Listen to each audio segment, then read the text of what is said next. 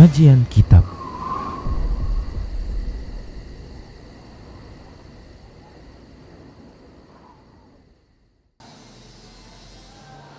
Bismillah, assalamualaikum warahmatullahi wabarakatuh.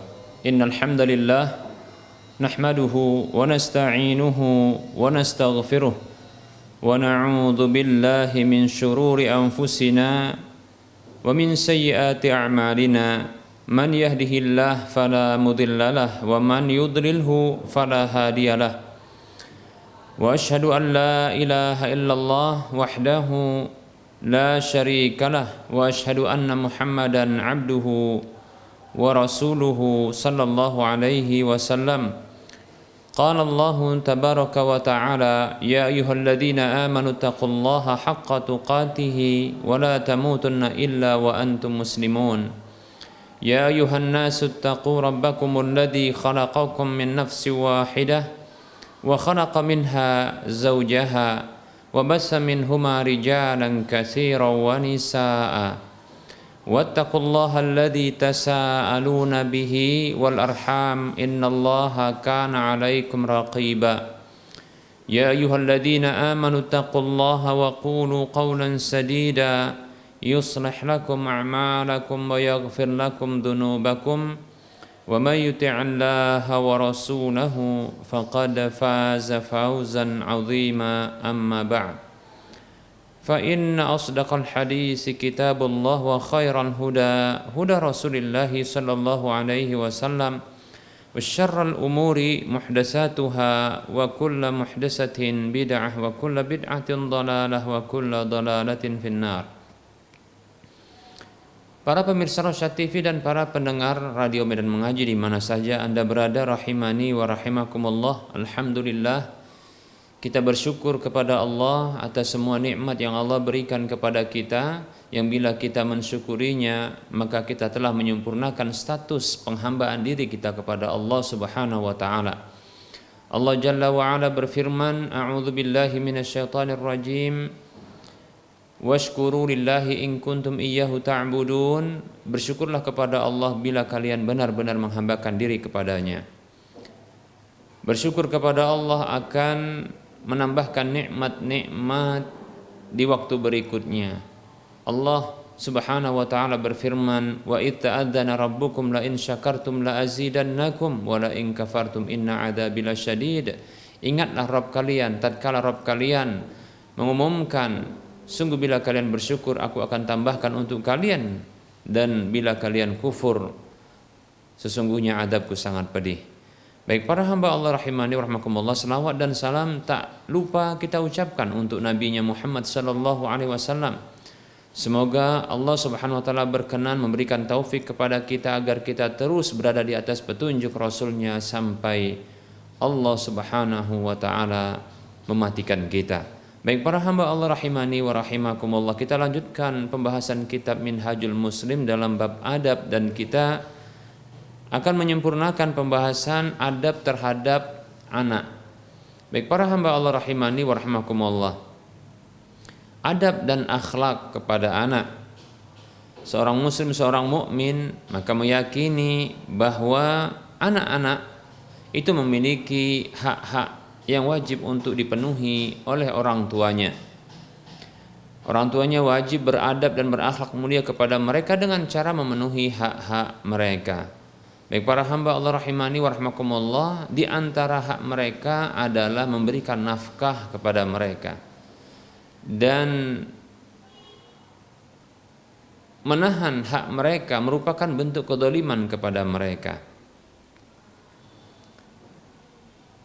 Menahan nafkah dari mereka sehingga bisa jadi mereka akan kekurangan gizi, bahkan barangkali mati karena kita tidak memberikan nafkah kepada mereka. Maka ini merupakan dosa yang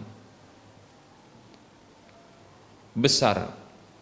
Rasulullah Shallallahu Alaihi Wasallam tatkala beliau ditanya tentang dosa besar, maka beliau menjawab Shallallahu Alaihi Wasallam, anta ja'ala lillahi niddan wa huwa khalaqaka wa anta qatula waladaka khasyata an yata'ama ma'aka wa an tuzaniya bihalilati jarika.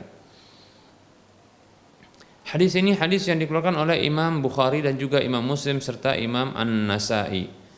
Nabi kita Muhammad sallallahu alaihi wasallam menyatakan, menjawab tatkala beliau ditanya tentang dosa besar, maka beliau mengatakan, yaitu engkau menjadikan adanya tandingan bagi Allah Subhanahu wa taala sementara Dia telah menciptakanmu. Ini dosa yang pertama, itu dosa kesyirikan. Menjadikan selain Allah sebagai tandingan bagi Allah Subhanahu wa taala dalam hak-hak Allah Subhanahu wa taala.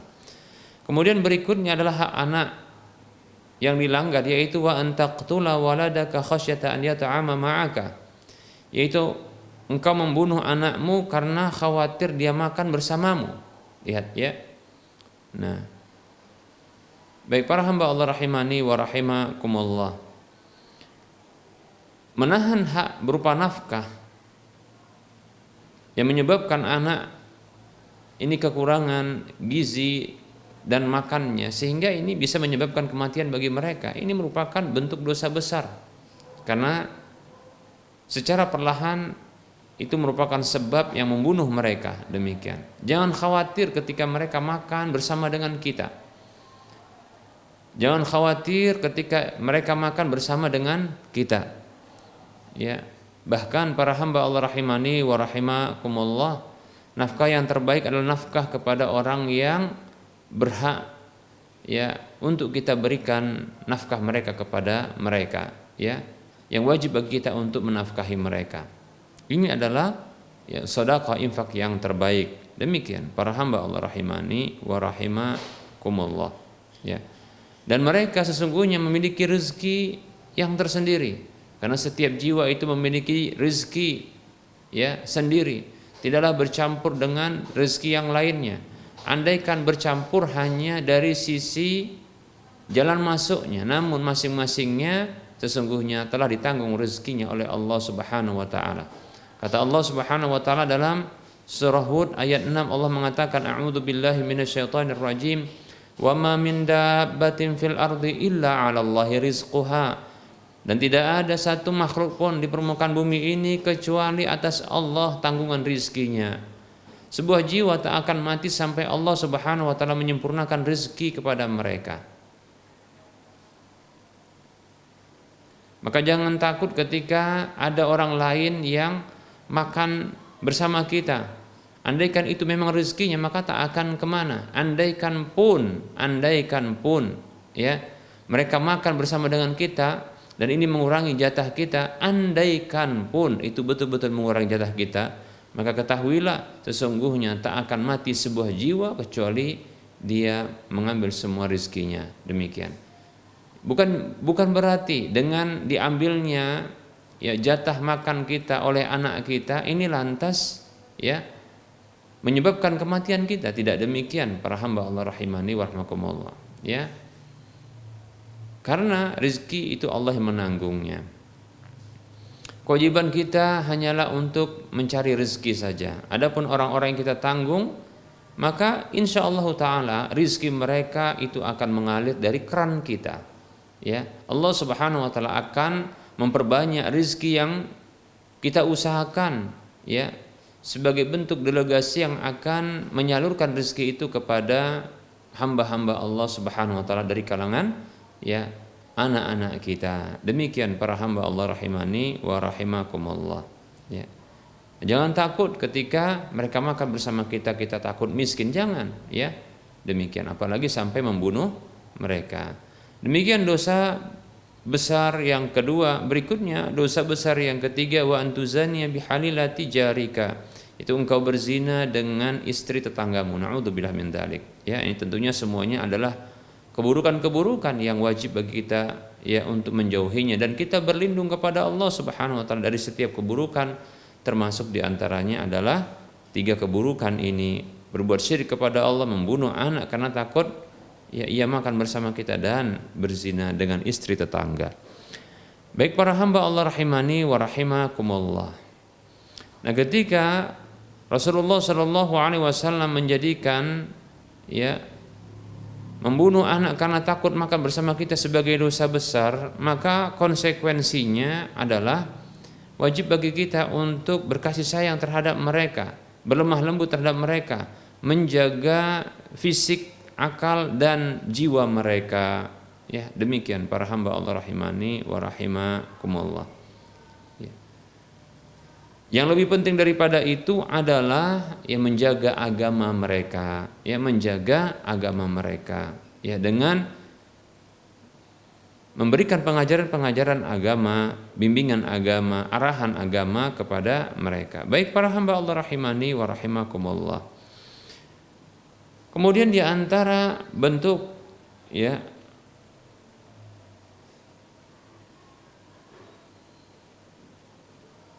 berakhlak atau beradab terhadap anak adalah menyelenggarakan akikah untuk anak tatkala ia lahir, dan itu dilakukan di hari yang ketujuhnya, dan juga memberikan nama yang bagus untuknya, sekaligus juga mencukur rambutnya.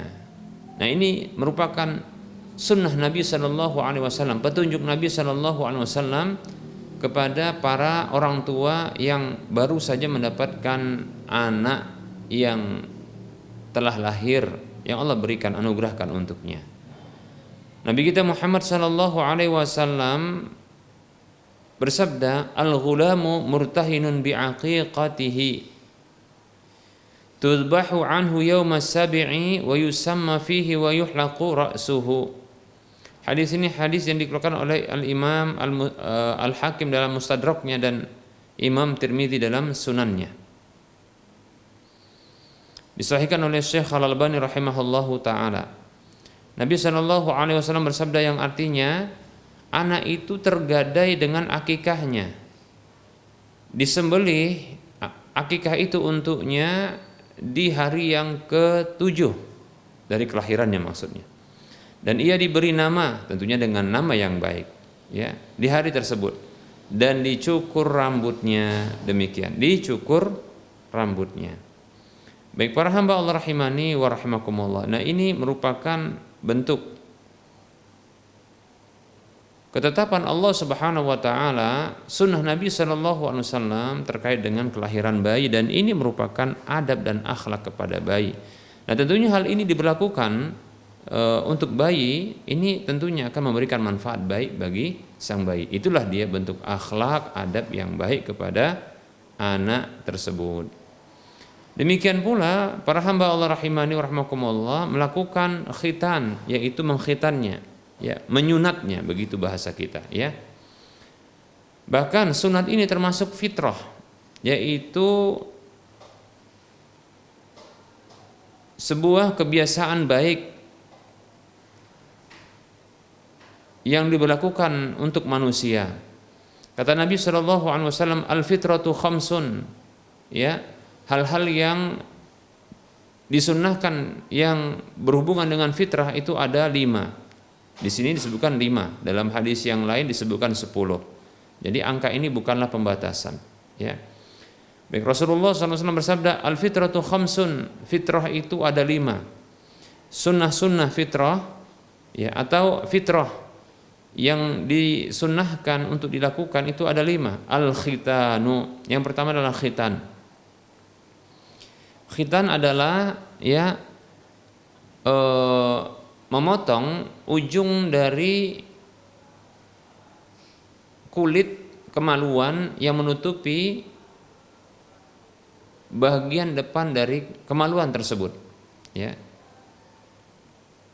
Nah, khitan dibuang dia, walaupun tidak semua kita katakan, tapi dibuang sebahagiannya, demikian, Khitan ini termasuk sunnah fitrah, yaitu kebiasaan-kebiasaan baik yang sesuai dengan fitrah manusia.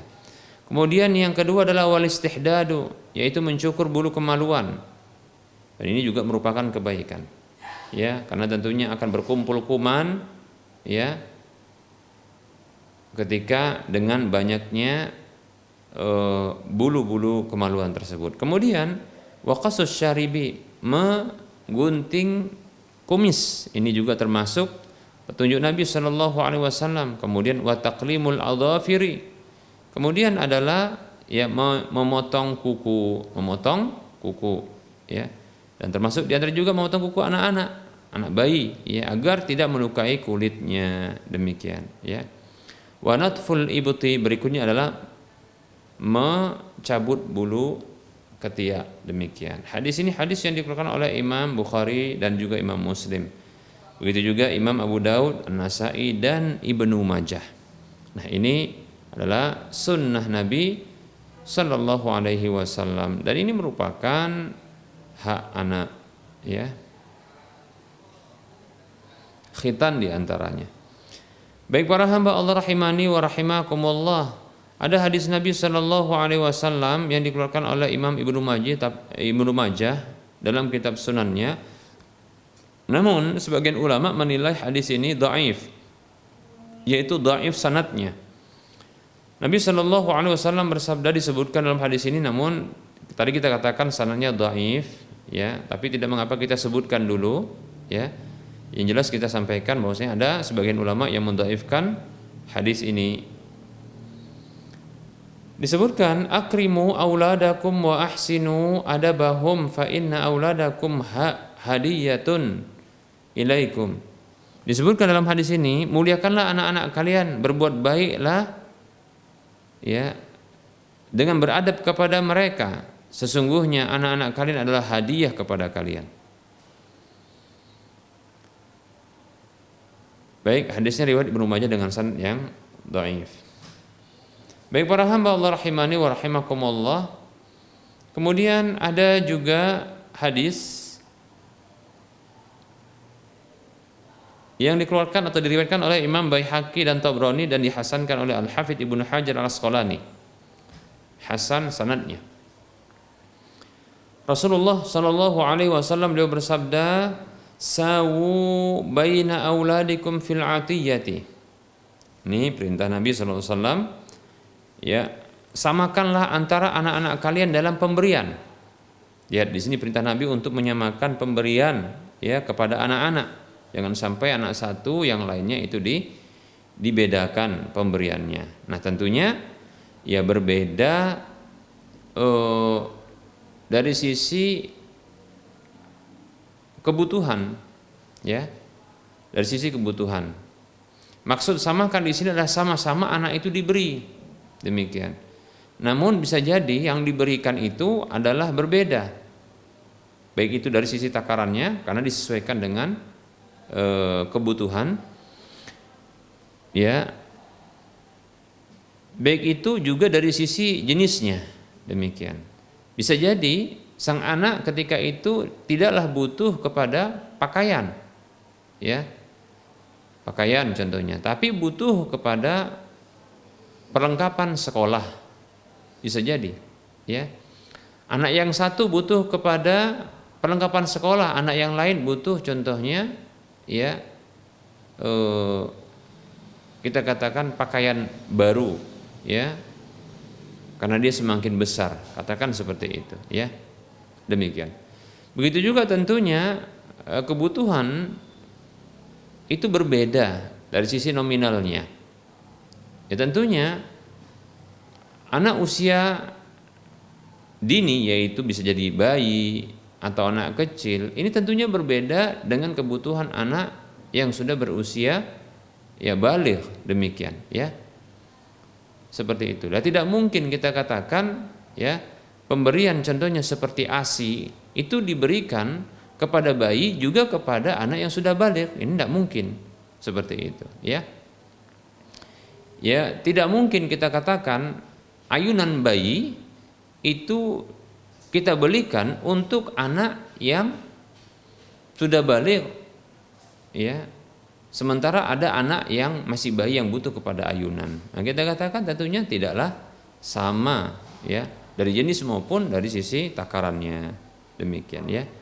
Namun disesuaikan dengan kebutuhan dan tingkatan usia. Baik para hamba Allah rahimani wa rahimakumullah.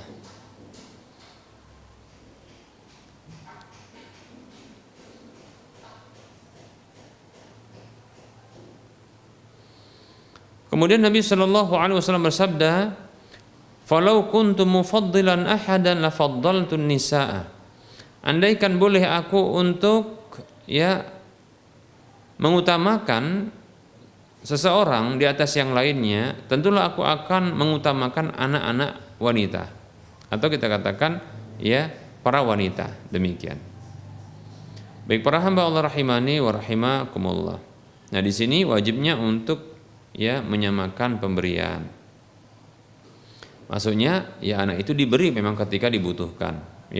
Ada satu anak butuh barang tertentu, anak yang lain butuh kepada barang yang lainnya.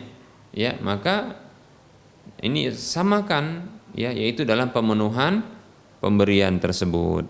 Apa yang dibutuhkan oleh anak. Wallahu ta'ala a'lam. Kemudian para hamba Allah rahimani wa rahimakumullah, kita akan sebutkan hadis berikutnya yang menunjukkan tentang hak anak untuk mendapatkan pendidikan, latihan dalam masalah ibadah. Contohnya adalah salat. Nabi Shallallahu Alaihi Wasallam beliau bersabda, "Muru auladakum bis salati wa hum abna'u sab'i sinina, wadribuhum 'alaiha wa hum abna'u 'ashri sinina." Wa farriqu bainahum fil madaji'. Hadis ini hadis yang dikeluarkan oleh Imam Al-Hakim, demikian pula Imam Tirmidzi, dan dihasankan oleh beliau. Baik para hamba Allah rahimani wa rahimakumullah, Rasulullah sallallahu alaihi wasallam bersabda yang artinya, perintahkanlah anak-anak kalian untuk sholat di usia mereka 7 tahun, dan pukullah mereka ketika mengabaikan sholat ketika mereka di usia 10 tahun, dan pisahkanlah di antara mereka dalam tempat tidurnya. Pisahkanlah mereka di antara mereka pada tempat-tempat tidur mereka. Baik, para hamba Allah rahimani wa rahimakumullah. Nah, ini pesan Nabi sallallahu alaihi wasallam kepada para wali anak, untuk memerintahkan mereka, membiasakan mereka, untuk melakukan sholat dan amal-amal yang serupa, amal-amal yang baik, memerintahkan mereka, yaitu melatih mereka untuk melakukan amal-amal ketaatan. Demikian, di antaranya adalah sholat. Demikian, Nah, ini sebagaimana amal-amal kebaikan, kebajikan, ketaatan ini butuh untuk dibiasakan anak itu, untuk melakukannya. Maka demikian pula harus anak itu dilatih agar bisa menjauhi dan meninggalkan perkara-perkara yang diharamkan.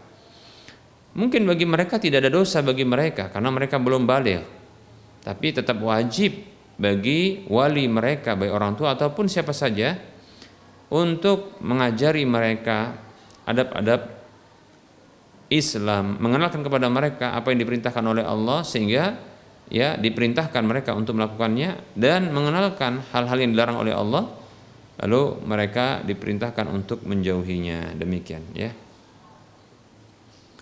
seperti itu. Nah, di sini Nabi sallallahu alaihi wasallam memerintahkan anak-anak untuk sholat ketika mereka berusia 7 tahun. Ini disebutkan secara umum, baik anak laki-laki maupun anak perempuan.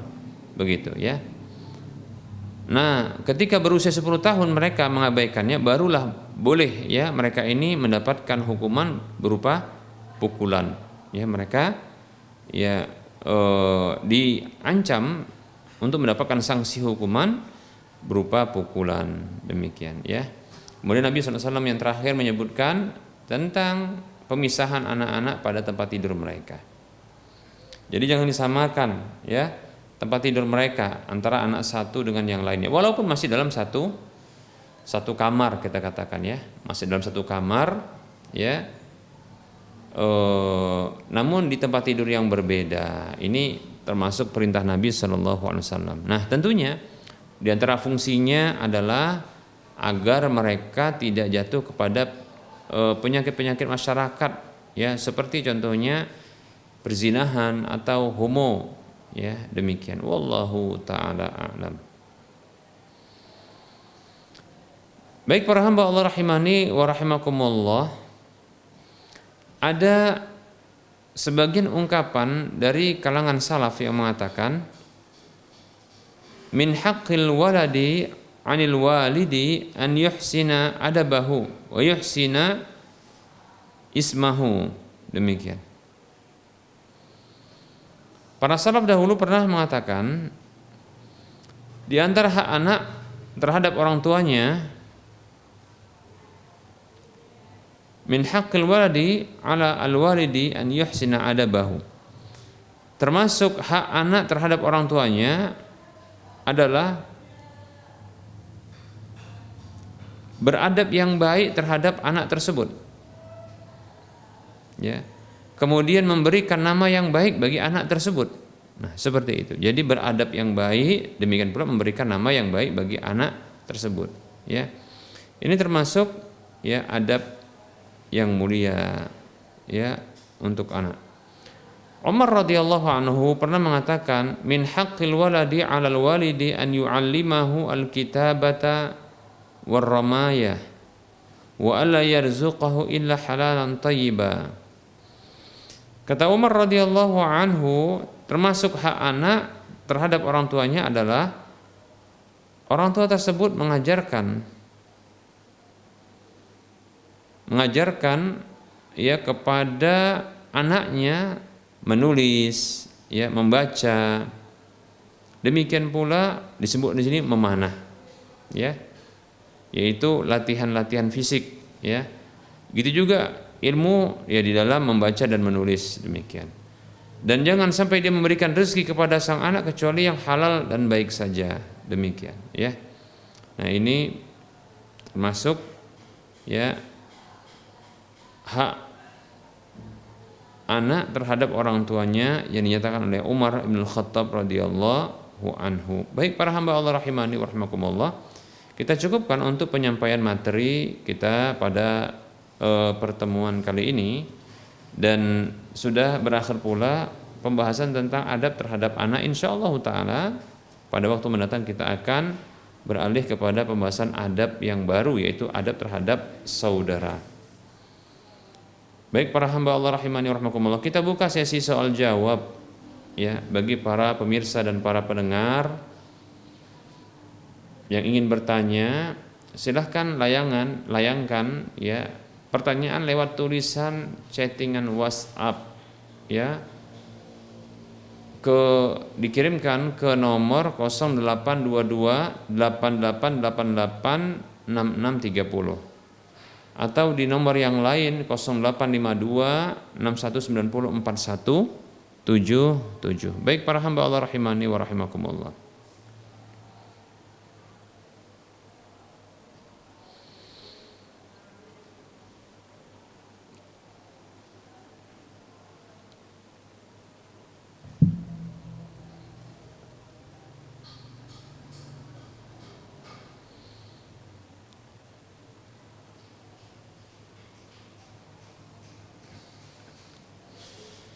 Baik, ini ada pertanyaan.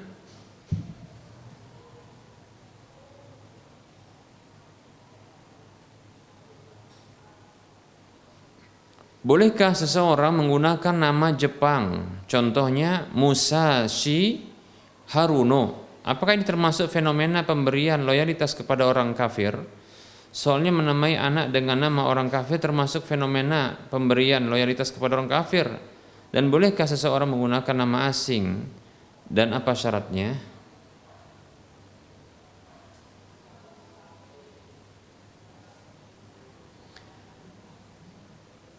Bismillah. Penggunaan nama asing untuk anak dengan bahasa asing, pertama tentunya harus dipahami bahwa jangan sampai diniatkan itu merupakan bentuk pengelabuan, ya.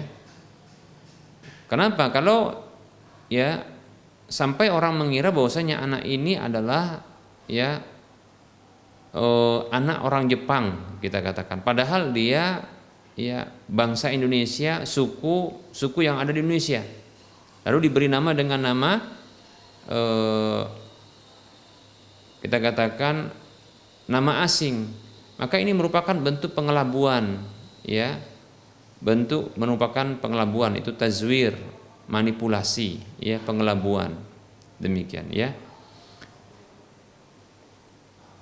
Namun apabila nama tersebut nama yang masyhur, ya seperti contohnya Leo, ya,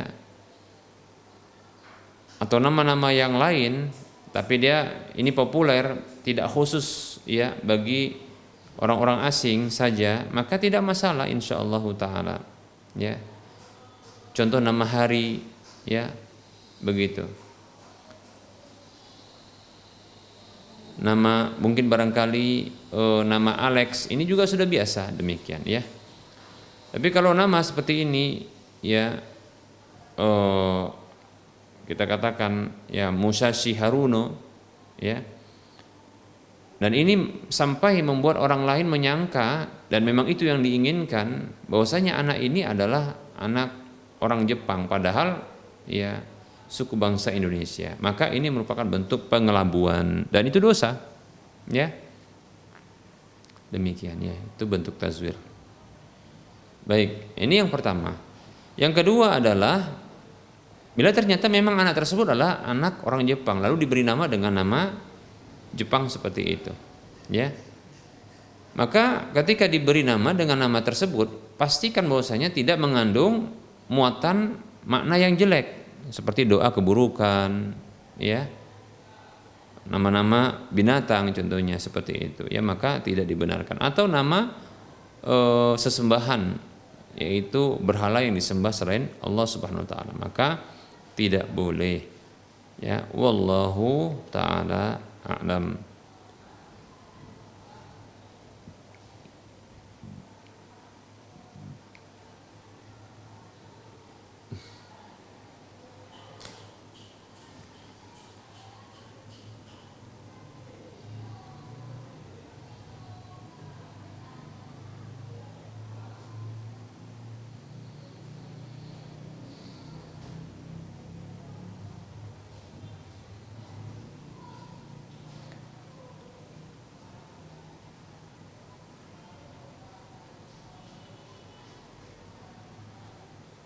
Baik, pertanyaan berikutnya,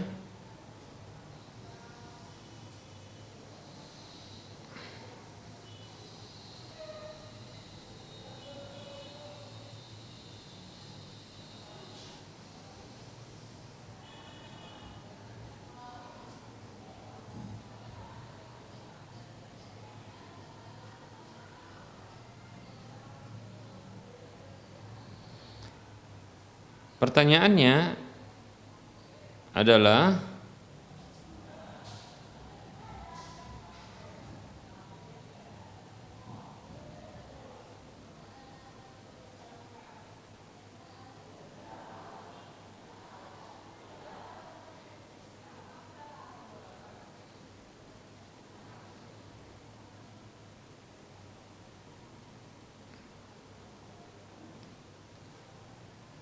Assalamualaikum warahmatullahi wabarakatuh. Ustadz, apa yang menyebabkan seorang hamba ditahan rizkinya oleh Allah?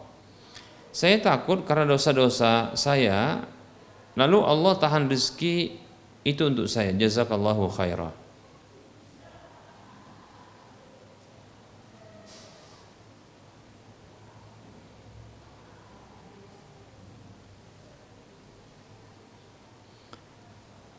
Waalaikumsalam warahmatullahi wabarakatuh.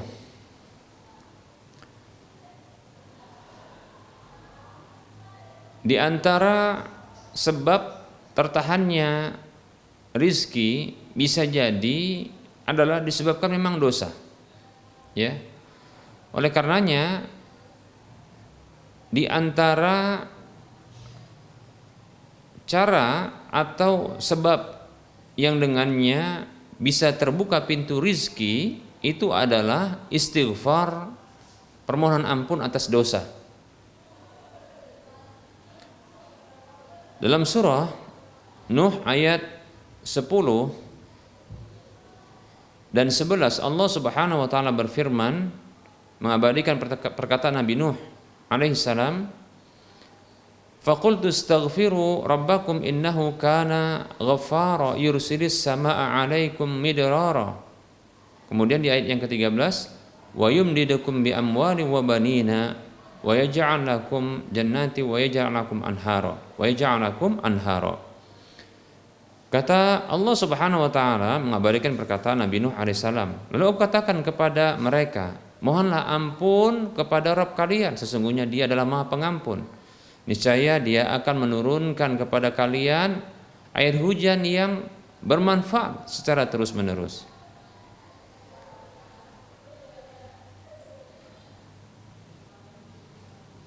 Dan Allah akan memperbanyak harta dan anak-anak dan menjadikan untuk kalian adanya ya kebun-kebun dan sungai-sungai, demikian ya, seperti itu. Nah, bisa kita pahami ya kebalikan dari ayat ini bahwa dosa itu bisa menghalangi rizki, demikian ya. Ada hadis Nabi SAW yang diriwayatkan oleh Imam Ibnu Majah. Hanya saja hadis ini sanadnya didhaifkan oleh sebagian ulama, tapi maknanya insyaallah taala bisa jadi benar. Ya, berdasarkan ayat yang sudah kita sebutkan tadi dari mafhum mukhalafahnya, yaitu kebalikan dari pemahaman ayat tersebut. Disebutkan dalam hadis ini, ya, walaupun sebagian ulama mensahihkan hadis ini atau menghasankan hadis ini, disebutkan innar rajula la yuhramu rizqahu bidzambin yusibuhu. Disebutkan sesungguhnya seseorang itu benar-benar ditahan rizkinya disebabkan karena dosa yang dilakukannya, demikian ya. Nah, oleh karenanya ya kita banyak istighfar kepada Allah ya. Istighfar kepada Allah Subhanahu wa taala atas dosa-dosa yang kita lakukan. Istighfar ya. Agar Allah Subhanahu wa taala tidak menahan rizki kita ya. Bahkan ya rasa takut ya ditahannya rizki disebabkan dosa-dosa ini insyaallah taala hal yang baik untuk memicu kita bertaubat kepada Allah dan menjauhi dosa-dosa ya. Tapi penuhi syarat taubat. Yang pertama adalah al-iqla'u, yaitu melepaskan diri dari dosa tersebut. Kemudian yang kedua adalah an-nadamu, yaitu menyesal terhadap dosa-dosa tersebut. Kemudian yang ketiga adalah al-azmu, yaitu bertekad untuk tidak mengulangi kembali. Demikian, ya, seperti itu. Nah, bertaubat kepada Allah, ya. Nah, ini yang bisa dihasilkan dari rasa takut terhadap ditahannya rizki disebabkan dosa, sehingga bertaubat kepada Allah, ya. Jadi ini semakin membuat kita itu termotivasi untuk bertobat kepada Allah, kemudian memohon ampun atas dosa-dosa tersebut, lalu ya tidak melakukan dosa di waktu yang lainnya atau di waktu berikutnya. Wallahu taala a'lam.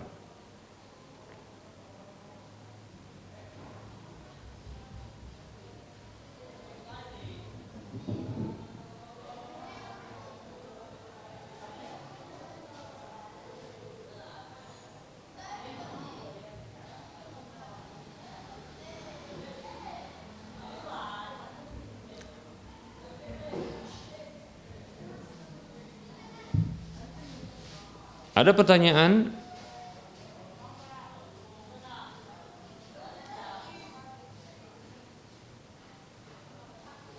Berikutnya, Assalamualaikum Ustaz, apakah kalau kita berhutang di masa lalu dan bila ingin membayar harus mengikuti nilai mata uang sekarang?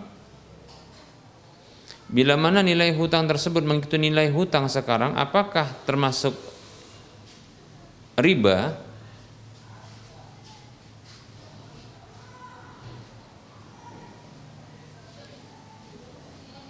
Waalaikumsalam warahmatullahi wabarakatuh. Jika berhutang di masa lalu dengan sebuah nilai rupiah tertentu, maka sesungguhnya berkewajiban untuk mengembalikannya dengan nilai rupiah yang sama. Bila ternyata mengalami inflasi, maka itu resiko, demikian ya. Seperti itu. Tidak boleh dijanjikan atau tidak boleh ya ditentukan pengembalian nilai rupiah yang berlebih dari nilai pokok hutang. karena ini akan menyebabkan jatuh kepada riba, ya. Demikian. Kullu qardin jarra manfaatan fahuwa wajhun min wujuhir riba. Setiap hutang piutang yang menarik keuntungan manfaat tambahan, ya, maka itu salah satu dari bentuk riba, seperti itu. Namun apabila pihak orang yang berhutang berinisiatif untuk membayar dengan cara berlebih, ya, walaupun tidak disepakati, hanya inisiatif saja dari pihak orang yang berhutang untuk melebihkan pembayaran hutang tersebut dengan nilai rupiah yang lebih, ya, maka ini boleh dengan syarat tidaklah disepakati, ya, tidaklah dipersyaratkan demikian, ya, yaitu sebelumnya. Nah, kalau disetorkan begitu saja dengan tambahannya maka boleh. Dalilnya adalah hadis Nabi SAW tatkala Nabi SAW didatangi oleh seseorang yang menagih hutang kepada beliau. Itu Rasulullah pernah berhutang berupa unta dengan usia tertentu. Maka orang tersebut di waktu jatuh temponya ia minta kepada Rasulullah SAW, minta dari Rasulullah agar dikembalikan. Maka Nabi SAW memerintahkan para sahabat untuk mencari unta dengan usia yang diminta. Maka salah seorang sahabat yang ditugaskan tersebut menyatakan, ya, bahwa kami tidak menemukan unta dengan usia yang diinginkan kecuali ya ada unta dengan usia yang lebih tinggi. Maka Rasul mengatakan a'tuhu, ya, maka berikan kepada dia. Inna khiyarakum ahsanukum qada'a. Sesungguhnya orang yang terbaik di antara kalian adalah orang yang terbaik di dalam membayar hutang. Demikian kata Nabi SAW. Ya, seperti itu. Jadi tidak boleh disepakati ditambah begitu. Tapi kalau inisiatif sendiri maka boleh untuk di akhir ditambah. Demikian, ya. Nah, apabila, ya, ingin dibayarkan dengan selain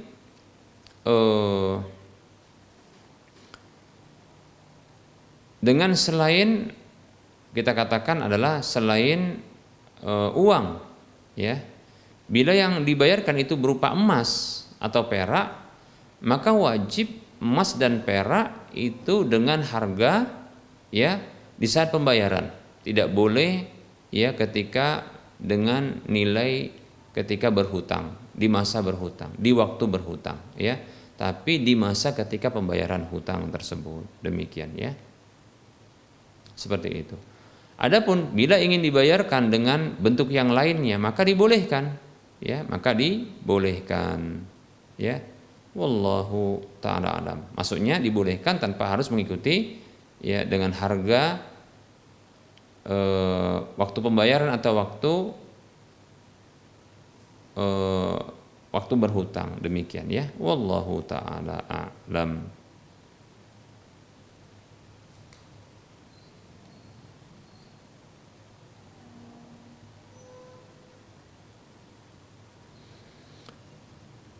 Ada pertanyaan, Assalamualaikum Ustaz, bolehkah wanita berhaji atau umroh tanpa mahram? Misalnya istri anak pergi umroh. Baik. Waalaikumsalam warahmatullahi wabarakatuh. Untuk pertanyaan ini sesungguhnya ada hadis yang sangat tepat. Itu hadis dari Ibnu Abbas radhiyallahu anhuma yang menceritakan, ya, sabda Nabi sallallahu alaihi wasallam yang Rasulullah bersabda sallallahu alaihi wasallam, la yakhluwanna ar-rajulu bimra'atin illa wa ma'aha dhu mahramin wa la tusafiril mar'atu illa ma'a dhi mahramin. Kata Nabi sallallahu alaihi wasallam, janganlah ada seorang laki-laki berduaan dengan seorang wanita kecuali ada bersama wanita itu mahramnya, dan janganlah ada seorang wanita bersafar kecuali bersama dengan mahramnya. Lalu ada seorang laki-laki yang berdiri ketika itu, maksudnya berdiri bertanya kepada Nabi SAW, wahai Rasulullah, inna zauji inna zaujati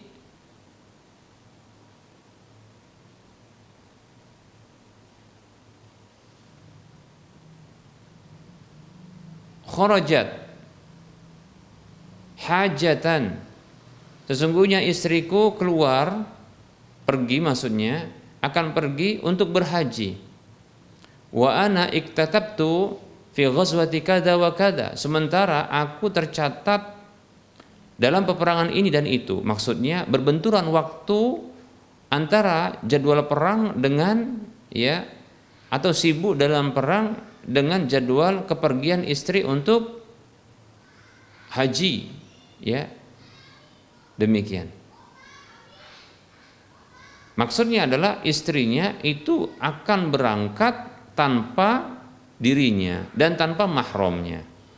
Maka Rasulullah Shallallahu Alaihi Wasallam bersabda kepada laki-laki yang sudah tercatat dalam peperangan itu, Rasulullah membatalkannya sembari mengatakan, intaliq wa hujja ma'a imra'atik, berangkatlah pergi berhaji bersama istrimu. Demikian. Baik para hamba Allah rahimani rahimakumullah. Lihat ini ya. Nah, ini pendapat yang kuat di antara pendapat para ulama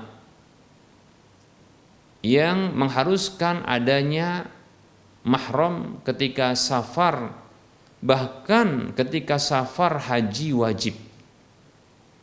Ya, seperti itu. Sampai-sampai seorang suami yang tadinya punya kegiatan yang penting yaitu berperang dibatalkan oleh Nabi, disuruh untuk menemani istrinya yang pergi haji. Demikian, seperti itu. Nah, apabila kita tak terlalu penting, maka temani istri, dan tak boleh istri itu pergi haji sendirian, tanpa mahramnya. Demikian, Ini pendapat yang kuat, wallahu taala alam. Walaupun ada sebagian pendapat yang mengatakan bahwasanya boleh bagi wanita yang telah menopause, untuk berhaji dengan haji yang wajib, haji pertama bukan haji yang kedua. Demikian. Namun ini pertanyaannya kan tadi permasalahan tentang umrah, maka wallahu taala alam tidak, ini tidak termasuk kategorinya. Demikian Jadi temani umrah istri atau tidak sama sekali, harus dengan mahram. Kalau tidak maka berdosa. Bahkan bisa jadi berdosa seorang suami membiarkan istrinya safar tanpa mahramnya. Wallahu taala alam.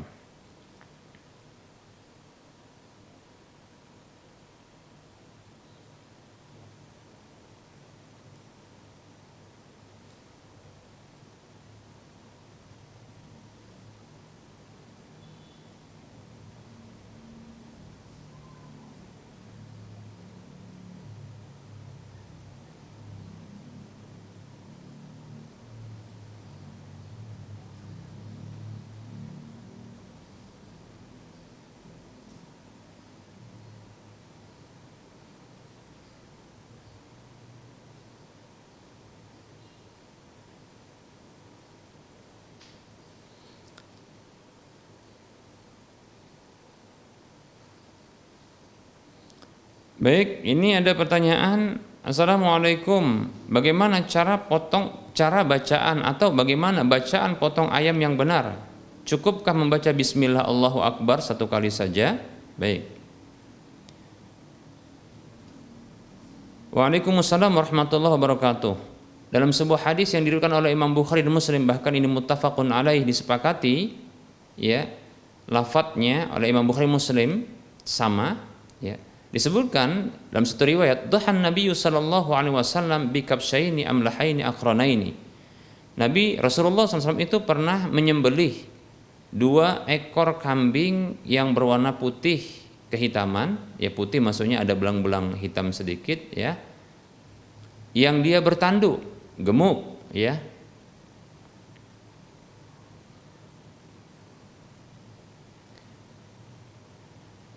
wadabahahuma biyadihi, dan beliau menyembelih keduanya dengan tangan beliau. Wasamma wa kabbara, beliau membaca bismillah dan membaca Allahu Akbar. Kata sahabat yang meriwayatkan hadis ini, fara'aitu Rasulullah SAW wadda'an qadamahu ala sifahihima. Ya, atau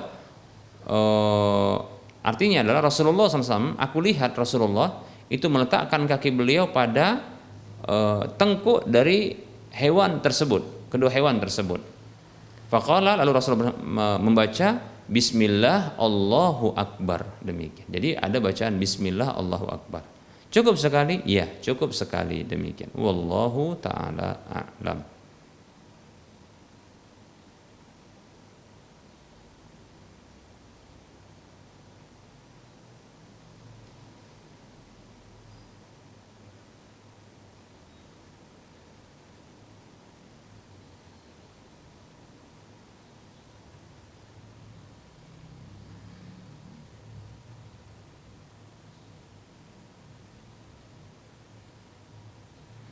Baik para hamba Allah rahimani wa rahimakumullah, kita cukupkan kajian kita pada pertemuan kali ini karena sedikit lagi akan masuk waktu salat duhur untuk wilayah Medan dan sekitarnya.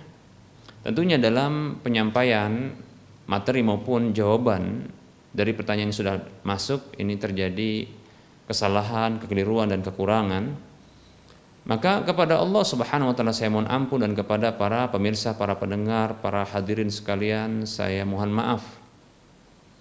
Kebenaran ambillah, adapun kekurangan, kesalahan dan kekeliruan maka tinggalkanlah. Sebelum kita mengakhiri kajian kita, seperti biasa kita memberikan motivasi kepada saudara-saudara seiman, saudara-saudara seislam seluruhnya. Mari kita berdonasi untuk membebaskan lahan yang nantinya akan dibangun Masjid Al-Muwahhidin untuk wilayah Medan dan sekitarnya. Kebutuhan dana kita kekurangannya adalah 3,4 sekian miliar rupiah. Miliki aset akhirat yang ini pahalanya akan terus mengalir kepada kita dan minimal pahalanya adalah 700 kali lipatnya. Silahkan salurkan infak dan sedekah jariah Anda ke nomor rekening Bank Syariah Mandiri atau Bank Syariah Indonesia di nomor 7127485555 atas nama Yayasan Lajnah Dakwah Medan kode bank 451. Dan Anda bisa melihat di layar kaca Anda informasi tentang nomor rekening ini. Barangkali ini saja yang bisa kita sampaikan. Mohon maaf atas kekurangan dan kita ketemu lagi di lain kesempatan. Wassallallahu ala Muhammad wa ala alihi wa ashabihi ajma'in. Subhanakallahumma wa bihamdika asyhadu an la ilaha illa anta astaghfiruka wa atubu ilaika walhamdulillahi rabbil alamin. Wassalamualaikum warahmatullahi wabarakatuh.